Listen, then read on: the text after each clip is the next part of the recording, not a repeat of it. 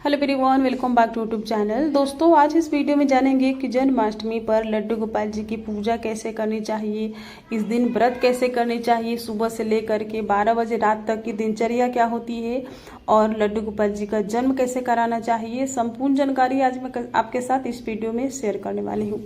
तो दोस्तों, जैसे हम डेली प्रतिदिन लड्डू गोपाल जी का स्नान कराते हैं, भोग लगाते हैं, ठीक उसी तरह से जन्माष्टमी के दिन लड्डू गोपाल जी को स्नान कराना चाहिए। स्नान कराने के बाद लड्डू गोपाल जी को अच्छे वस्त्र धारण करके और अच्छे तरह से इनका श्रृंगार करना चाहिए, बिल्कुल भव्य श्रृंगार करना चाहिए लड्डू गोपाल जी का। फिर उसके बाद लड्डू गोपाल जी को भोग लगा लेना चाहिए। 12 बज जाए तो फिर विश्राम करा लेना चाहिए। 12 बजे फिर 4 बजे उठाना चाहिए, फिर उनको भोग लगाना चाहिए। फिर शाम को 6 बज जाए तो संध्या आरती करके लड्डू गोपाल जी को भोग लगाना चाहिए। उसके बाद जब रात्रि हो जाए तो 7 बजे के बाद लड्डू गोपाल जी को जन्म कराने की प्रक्रिया शुरू करनी चाहिए। तो 7 बजे के बाद लड्डू गोपाल जी के लिए सबसे पहले आपको तो एक बर्तन लेना है। बर्तन या फिर कोई टोकरी भी ले सकते हैं। उस टोकरी, उस बर्तन में कपड़ा बिछा करके, और कपड़ा नहीं बिछाना चाहते तो बिना कपड़ा बिछाए भी कर सकते हैं। तो कपड़ा बिछाने के बाद थोड़े से फूलों की आसन देनी चाहिए और उसी बर्तन में लड्डू गोपाल जी का हम जन्म कराएंगे।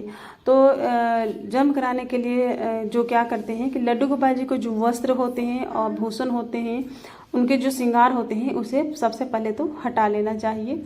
और जन्म कराने के वैसे तो बहुत सारे तरीके होते हैं, तो आप कोई भी तरीका अपना सकते हैं। जैसे कि लड्डू गोपाल जी के वस्त्र भी हटा सकते हैं या फिर वस्त्र सहित भी आप इनका जन्म करा सकते हैं। तो मैं यहाँ पर आपको बिल्कुल सरल तरीका आपको दिखा रही हूँ जन्म कराने की। तो इस तरह से सारा श्रृंगार हटाने के बाद लड्डू गोपाल जी को हम लेंगे और उन्हें वस्त्र सहित ही उसी टोकरी में, उसी बर्तन में ले करके और इस तरह से अच्छी तरह से उनको सुला देंगे, लेटा देंगे। उसके बाद एक खीरा हम रखेंगे और खीरे से ही लड्डू गोपाल जी का नाल छेदन होगा, उनका जन्म प्रक्रिया शुरू होगी। उसके बाद कोई भी आप अलग से फल ले सकते हैं और उसे लाल कपड़ा या कोई पीला कपड़ा से ढक देना चाहिए। चुन्नी से भी ढक सकते हैं, जैसे कि मैंने ढका यहाँ पे।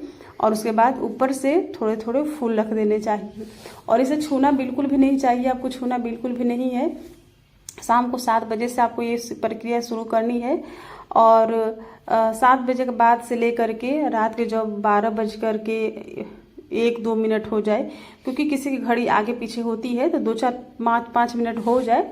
उसके बाद लड्डू गोपाल जी को ताली घंटी बजाने के बाद लड्डू गोपाल जी को यहाँ से हटा देना चाहिए।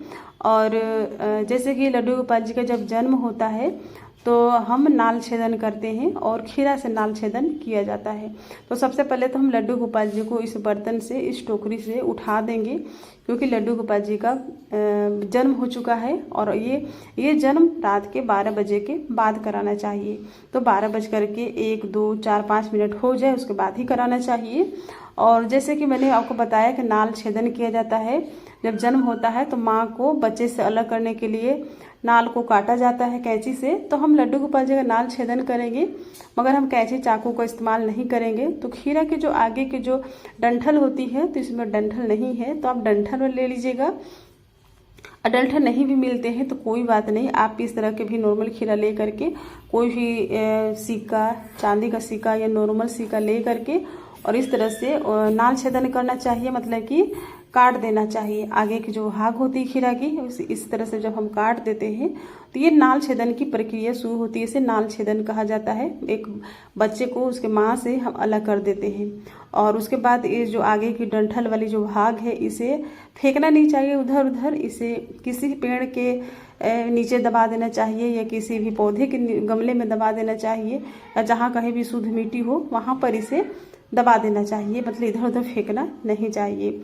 और उसके बाद जो खीरा है उसे प्रसाद समझकर खाना चाहिए।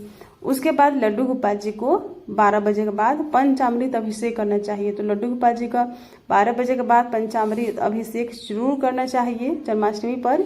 उसके बाद सुंदर सा श्रृंगार कर देना चाहिए। तो श्रृंगार हेवी नहीं करना चाहिए, जन्म के बाद हल्का श्रृंगार करना चाहिए, क्योंकि जन्म कराने के बाद फिर हम लड्डू गोपाल जी को रात में सुलाते हैं, तो हल्का फुल्का मतलब श्रृंगार करना चाहिए। फिर जैसे डेली उनकी पूजा होती है, चंदन का टीका, फूल, ठीक वैसे ही करने चाहिए, वही प्रक्रिया प्रक्रिया होती है। और उसके बाद भोग लगाने चाहिए। भोग में माखन, मिश्री, ड्राई फ्रूट्स, जो भी आपके पास भोग हो अपने सामर्थ्य के अनुसार लगाना चाहिए। और जैसे कि जन्माष्टमी पर पंजीरी का भोग लगाया जाता है, माखन मिश्री का भोग लगाया जाता है। तब पंजीरी नहीं भी लगाना चाहते हैं या आपके घर में लहसुन प्याज बनते हैं, नहीं लगा पाते हैं, तो कोई बात नहीं। अगर हम पंजीरी का भोग नहीं भी लगाते हैं तो हमें कोई पाप भी नहीं लगेगा और लड्डू गोपाल जी हमसे नाराज भी नहीं होंगे। तो आप फल का, दूध का, मिठाई का, मखाने की खीर, अनाज का भी भोग लगा सकते हैं। अनाज का भी भोग लगाया जाता है। भोग लगाने के लास्ट में पानी पिला देना चाहिए लड्डू गोपाल जी को। और उसके बाद कुछ देर के लिए भोग को छोड़ देना चाहिए। और लास्ट में जैसे कि हम डेली आरती करते हैं तो भव्य आरती करनी चाहिए, आरती करनी चाहिए। और लड्डू गोपाल जी से हाथ जोड़कर प्रार्थना करनी चाहिए। पूजा में किसी प्रकार की कोई गलती रह गई हो, कोई त्रुटि हो गई हो तो उसे क्षमा कर दे। तो इस तरह से प्रार्थना करनी चाहिए। आप चाहें तो गोपाल सहस्त्र नाम का पाठ भी कर सकते हैं उस दिन। और जो भोग लगाते हैं उस भोग को लड्डू गोपाल जी को भोग लगाने के लिए, खाने के लिए कुछ देर उनके पास छोड़ देना चाहिए कि वो अच्छी तरह से भोग लगा ले। उसके बाद जब अच्छी तरह से जब लड्डू गोपाल जी भोग लगा ले तब तक आप भी कुछ काम कर सकते हैं। जैसे आप अपने व्रत का पारण कर सकते हैं। तो पारण आप कोई भी फल, मिठाई, जो भोग प्रसाद हो उसे लेकर के और अपने व्रत का पारण कर सकते हैं 12 बजे के बाद। और उसके बाद जैसे कि दोस्तों जब लड्डू गोपाल जी का जन्म हो जाता है, वो भोग लगा लेते हैं, तो सबसे पहले उनको रात में सुला देना चाहिए। तो उनके जो आभूषण होते हैं, वस्त्र होते हैं, कपड़े होते हैं, तो सब कुछ हटा देना चाहिए। चंदन का टीका जो भी लगा होता है उसे अच्छी तरह से, मतलब कि लड्डू गोपाल जी के सब कुछ साफ कर देना चाहिए। और दोस्तों जन्माष्टमी के दिन सुबह में व्रत रखना चाहिए। व्रत आप दूध, फल, मिठाई खा करके व्रत कर सकते हैं। ऐसा नहीं है कि निर्जला करना है या कुछ खाना पीना नहीं है। इस व्रत को बिल्कुल खाते पीते करना चाहिए, लेकिन बस लहसुन प्याज का ध्यान रखना चाहिए। फल, दूध, मिठाई खाना चाहिए। तो सुबह से लेकर के शाम तक आप खा सकते हैं। संध्या के बाद आपको कुछ भी नहीं खाना है। संध्या जब हो जाए, संध्या आरती जैसे घर में होती है, उसके बाद आपको कुछ भी नहीं खाना है। उसके बाद जब लड्डू गोपाल जी का जैसे कि जन्म हो गया, उनका भोग लग गया, तो रात्रि में जैसे हम सोते हैं तो उसी तरह से लड्डू गोपाल जी को हम अच्छी तरह से उनके बेड पर सुला देंगे। तो इस तरह से जन्माष्टमी के दिन लड्डू गोपाल जी का जन्म कराया जाता है। और मैंने बिल्कुल सरल तरीका आपको बताया है जो कोई भी कर सकता है। तो वीडियो पसंद आई होगी, वीडियो को लाइक कीजिएगा और चैनल पर नहीं है तो चैनल को सब्सक्राइब कर लीजिएगा। और वीडियो को ज़्यादा से ज़्यादा फ्रेंड और फैमिली के साथ शेयर कीजिएगा। फिर मिलेंगे नए वीडियो के साथ। तब तक के लिए हरे कृष्णा।